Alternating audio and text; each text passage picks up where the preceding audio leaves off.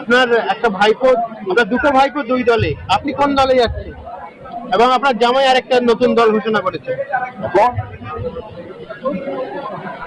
জোট, যদি এরা জোট হয়ে লড়ে, তৃণমূল বা বিজেপি বাদে যে দাঁড়াবে তাকেই জোট হিসাবে তাকে ভোটটা দিলে, এ কথা আমি বলবো। এসআইআর নিয়ে তো মমতা ব্যানার্জি ধর্ণা দিচ্ছে, আপনি মমতাকে ভোট না দিয়ে কথা বলা বাদ দিয়ে আপনি জোটকে ভোট দেওয়ার কথা কেন বলছেন? এসআইআর নিয়ে ওই ধর্ণা দিচ্ছে, জনগণকে বিপদে ফেলে দিয়েছে, জনগণের ঘুম হারাম করে দিয়েছে। আজকে উনি ধর্ণা দিতে বসেছে, একটা ফুল অভিনয়, বিচারিতা, ধোঁকা। জনগণের থেকে ভোটটা নেওয়ার জন্য উনি দেখাতে চাইছেন যে দেখো, আমি তোমাদের জন্য আজকে ধর্ণায় বসেছি, ভোটের জন্য বসেছি। এটা পরিষ্কার ধোঁকা ছাড়া কিছু নেই। হ্যাঁ, এই ধোঁকাবাজ মিথ্যুক মুখ্যমন্ত্রীকে বাংলার মানুষ চিনে ফেলেছে, হিন্দু মুসলমান আপন জাতি চিনে ফেলেছে। অতএব এতে কিন্তু চিড়ে ভিজবে না। মমতা ব্যানার্জি তো ওয়াকফ আন্দোলনের সময় দিল্লিতে যাওয়ার কথা বলেছিল, এখন এসআইআর নিয়ে আন্দোলন করতে আমরা দেখেছিলাম কিছুদিন আগে তিনি সুপ্রিম কোর্টে গেছিল, এখন দেখলাম আবার কলকাতায় এসে ধর্ণা দিচ্ছে। কিভাবে দেখছেন বিষয়টা? দেখুন, ওয়াকফ সম্পত্তিটা ধ্বংস করার জন্য আন্দোলনটা বন্ধ করে দিলেন। আন্দোলনটা বন্ধ করে দিয়ে উনি কি করলেন, যে আমার চেয়ে খারাপ কেউ হবে না একথা বলে এসআইআর নিয়ে যখন এই সব জিনিস ঘটে গেল, উনি আবার ধর্নায় বসে গেল, আবার উনি কোর্টে ছুটলেন। কিন্তু উনি তো দিল্লি যেতে পারতেন, সামনে যে ইলেকশন ভোট এসছে, এই বাংলার ভোট নেওয়ার জন্যে উনি দিল্লি যেয়ে ভোট চাইবে। বাংলায় কেন ভোট চাইছে, বাংলার মানুষ কেন ওনাকে ভোট দেবেন? উনি দিল্লি যাবেন, দিল্লিতে যে ভোটে ওনাকে দাঁড়াতে বলুন। আগামীতে এই মানুষ 24-এ ভোট দিয়েছে, এই বাংলার মানুষ 24-এ ভোট দিয়েছে, ওনাকে ভোট দিয়ে মুখ্যমন্ত্রী করেছে। হ্যাঁ, আজকে জেনুইন ভোট যারা ভোটার, তাদের নামগুলোকে ইচ্ছা করে বাদ দিয়েছে। বাদ দিয়ে বিজেপিকে পশ্চিমবাংলায় নিয়ে আসবার জন্য সুপরিকল্পিতভাবে উনি এই সংখ্যালঘু মুসলিমদের বাদ দিয়েছে, আপনি হিন্দুদের বাদ দিয়েছে। এটা বাংলার মানুষের জানতার কিছু বাকি নেই। অতএব ওনার বিচারিতা, এই ধোঁকা বাংলার মানুষ জেনে ফেলেছে। উনি চাইছে বিহার টাইপের ভোটটা করার জন্য কৌশল চালাচ্ছে। এখন থেকে যে বাংলার মানুষ সচেতন থাকবেন, এই মৃত্যু ধোঁকাবাজ আরএসএস মুখ্যমন্ত্রীকে বিশ্বাস করতে যাবেন না। আমরা দেখলাম আবারও গ্যাসের দাম বাড়লো। মুখ্যমন্ত্রী আজকে উন্নয়ন দিবসে আজকে মহিলাদেরকে হাতা খুন্তি নিয়ে প্রতিবাদ করতে দেখা গেল কলকাতার ধর্ণা মঞ্চ থেকে।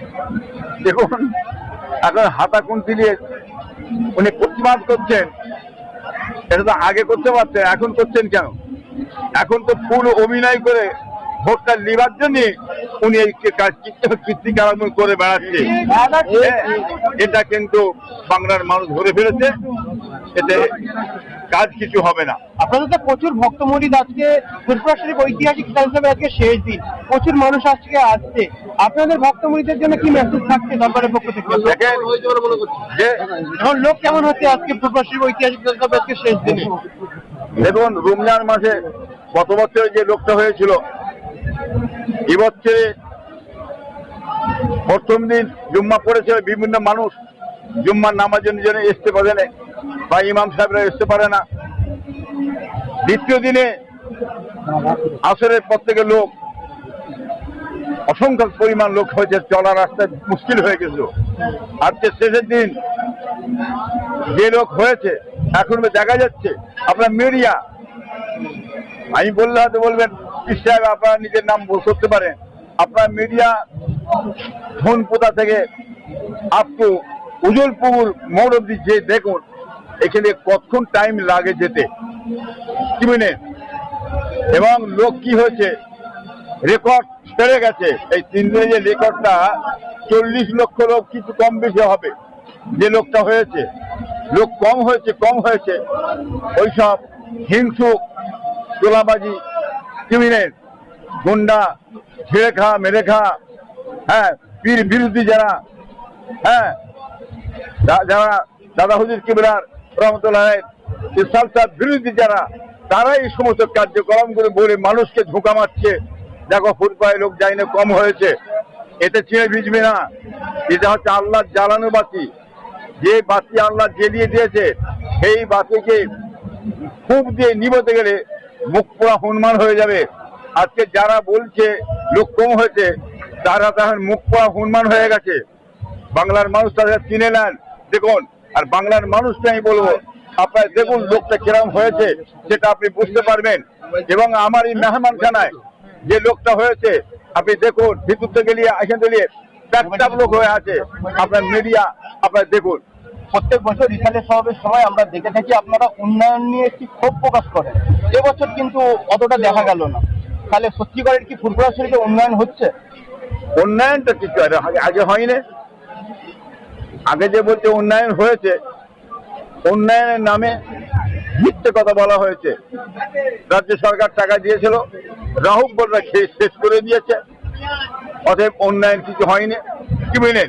যে বলতে চাইছেন যে উন্নয়ন হয়েছে, উন্নয়ন হয় না এখন, কিন্তু টাকা দিয়েছিল রাহুল বলরা খেয়ে শেষ করে ফেলেছে। কিন্তু এবারে আপনাদের অভিযোগ থাকে যে ফুরফুরায় রাজ্য সরকার কিছু দেয়নি, এবছর সেটা আমরা অন্যরকম দেখলাম। এবছরে ব্যাপারটা হচ্ছে কি, রাজ্য সরকার যিনাকে যে দায়িত্ব ছিলেন সাধারণ সম্পাদক মহাশয়, তিনি হচ্ছেন আমার কাছেন ভাইপো আমার।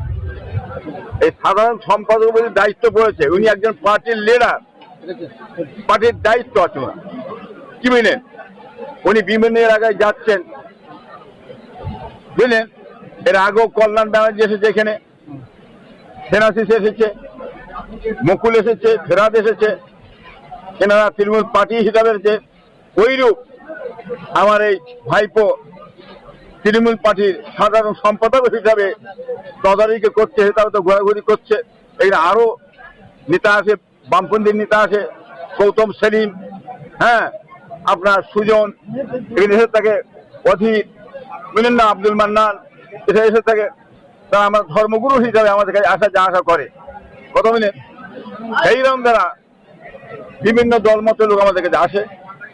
সেইরূপ ইরশাদ সাহেব আমার ভাইপো সাধারণ সম্পাদক, তিনি এসেছিলেন, খোঁজ খবর তার দায়িত্ব পড়েছে, খোঁজ খবর নিতেন কোথায় কি হচ্ছে না হচ্ছে, কাজকাম হচ্ছে কি হচ্ছে না হচ্ছে। আমার কাছে এসেছিলেন, আমি বলেছি দাদা ফিরে ইরশাদ সাহেব, ওই ইতিহাস ইরশাদ সাহেব, লক্ষ লক্ষ মানুষ আসছে বিভিন্ন জায়গায়, তোমার যে লক্ষ্য করার দরকার আছে তদারকি করার দরকার, পানি, টয়লেট, তাদের খাবার ব্যবস্থা কোথাও অসুবিধা সুবিধা, এটা তোমার দায়িত্ব আছে, করতে হবে। কেন? জনগণের প্রতিনিধি হয়েছ বলেছি আমি। কিন্তু যে টাকাটা দিয়েছে এই টাকায় হ্যাঁ কিছু কাজ হবে না। আমাকে আলোচনা হয়েছে যে আমাকে যেটুকুন টাকা দিয়েছে সীমিত টাকা, ওটা কি করবো আমি, সামান্য দিয়ে পাঠিয়েছেন। এর আগে তো দিয়ে পাঠাই না। এর আগে যিনার দায়িত্ব ছিল তিনি তো অনেক ভাইদের মধ্যে ডিভাইড করেছে, ভাগাভাগি করেছে, গ্রুপবাজি করেছে। কি মিনিট হচ্ছে ফটকা নিয়ে সামনে মিডিয়া করে দেখিয়ে দিয়ে দেখো আমার পিছনে কত লোক আছে, বাংলার মানুষকে দেখিয়ে ঢোকা মেরে সংখ্যালঘু ভোটটা টেনে মমতার কোলে ঢুকিয়ে দিয়েছে। কি মিনিট এখন এবারে কাঁটা তুলতে চাইছে মমতা ব্যানার্জি সাহেব সুপরিকল্পিত ভাবে। সে বাংলার মানুষ বুঝতে পারছেন, হ্যাঁ, এনার কাঁটা তোলার জন্যই তো ওনাকে নিয়ে যাওয়া হয়েছে। অতএব ইনি যে এখন একটু যে কাজকাম করছে, হ্যাঁ, না দিলে নয়, যে টাকাটা দিয়েছে না দিলে নয়। সংখ্যালঘুদের মন রাখার জন্য চিন্তি দিয়ে যে ভোটটা আগামীতে আসছে, ভোটটা নেওয়ার জন্য সে টাকা দিচ্ছে, এটা কিছুই নয়। এবং যেটা কাজ হচ্ছে এটা আমাদের মৌলিক অধিকার, এটা আমাদের মৌলিক অধিকার, আমাদের প্রাপ্য। কি বলেন? এটা ভিক্ষা নয়, সরকারের কাছে আমার ভিক্ষা চাইনি। এবং পীর সাহেবরা যেটা হচ্ছে নিজের বাবু বলে তাকে পয়সায় লোকজনকে খাওয়াচ্ছে, পেঁচাচ্ছে, সব কিছু করছে। ও টাকাটা দিচ্ছে, ওটা আমার কোনো কাজই লাগবে না। যে দিচ্ছে মমতা ব্যানার্জি ভিক্ষা দিয়েছে এটা নয়, এটা মৌলিক অধিকার আমাদের আছে, আমাদের পাওনা, আমাদের ট্যাক্সের টাকা, জনগণের টাকা, মানুষের টাকা। কি বুঝলেন? এটা ভিক্ষা আমরা চাইনি ওনার কাছে।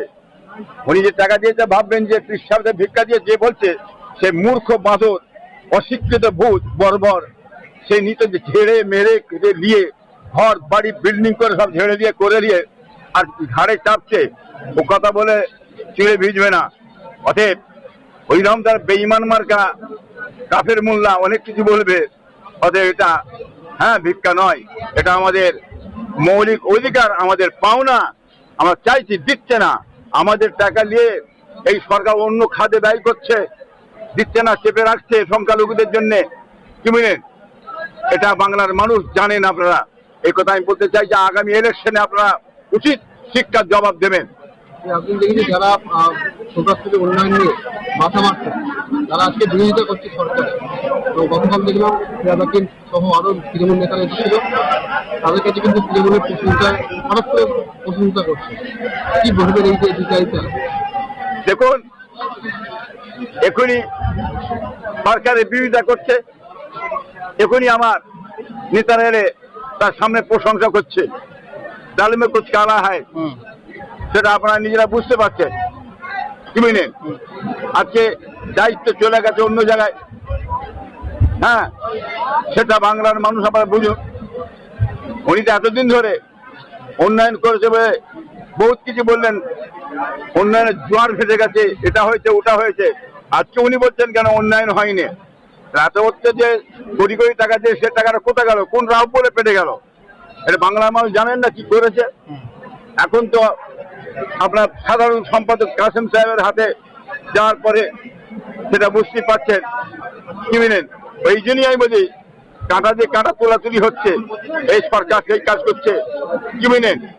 এখন রাজ্য সরকার কাজ মিটিয়ে নিয়েছে। ওনাকে ক্যানভাসের জন্য রেখেছিল, প্রচারের জন্য রেখেছিল। ক্যানভাস করে প্রচার করে কাজ মিটিয়ে আস্তে আস্তে ছিবে হয়ে যাচ্ছে, আর খেয়াল করছে না। যাতে এই নাম বলি আর এদের নাম বলি, যাতে মমতা ব্যানার্জি আমাকে একবার ডাকে। কি বলেন? ওনার আশা আছে রাজ্য সরকার আমাকে ডাকবে, আমি যাব। কিন্তু এত সহজ ভাববেন না, ব্যানার্জি সাহেব ওনাকে আর ডাকবে না, চ্যালেঞ্জ করে বলছি। কি বলেন? যার কারণে হুড়োহুড়ি করছে, ডাকলে তাহলে মাথাটা ঠান্ডা হয়ে যেত। কি বলেন? অতএব ওনাকে ডাকবে না, যার কারণে উনি এত হুটোহুটি করছেন। কিন্তু মমতা ব্যানার্জি যে ডাকে, কোথায় ক্ষতি হবে না হবে, কোন জায়গায় ধস নামবে ভোটের, আগামীতে ভোটের আগে ওনাকে আর ডাকা হবে না, যার কারণে উনি লাফালাফি হুড়োহুড়ি শুরু করেছে। 2026-এর ইলেকশন, একদিকে আপনার ভাইপো নওশাদ, একদিকে আপনার জামাই রুহুল আমিন, কোন দিকে দেখতে পাবো আমরা আপনাকে? আমাকে আমি একটু আগেই বলেছি, দিদি মোদি বাদে, 3 ফুল 1 ফুল বাদে, পান্তাবাদ গরম ভাত বাদে। কি বলেন? RSS মমতা ব্যানার্জি আর বিজেপি মোদি, এই দুটো বাদে সকলকে আপনারা ভোট দেবেন। যদি ভোট বামফ্রন্ট পায় জোট হয়ে, যদি ISF ভোটটা পায়, যদি আপনার ভোটটা মানে ভোটটা পরে পীর সাহেব রুহুল আমিন সাহেব জোট হয়ে যদি ভোটটা পায়, তাহলে জোট সরকারকে সমর্থন করবেন। জোট সরকারের সমাজের কাজ হবে, দেশের কাজ হবে, জনগণের কাজ হবে, শিল্প হবে, উন্নয়ন হবে, কৃষি হবে। এটা আমি বলতে চাইছি। বাংলার মানুষ যেদিকেই ভোটটা দেবেন, আমরা সেই দিকে দেবো। কিন্তু ধোঁকাবাজ, চোর, ক্রিমিনেল, দ্বিচারিতা, বিভাজনকারী, দিদি মোদি বাদে আপনার ভোটটা দেবেন, জোট সরকার জোটকে ভোট দেবে, এই কথা আমি বলতে চাই। দায়িত্ব পাওয়ার পরে আপনার কিছু কাজ হয়েছে বলে মনে হচ্ছে?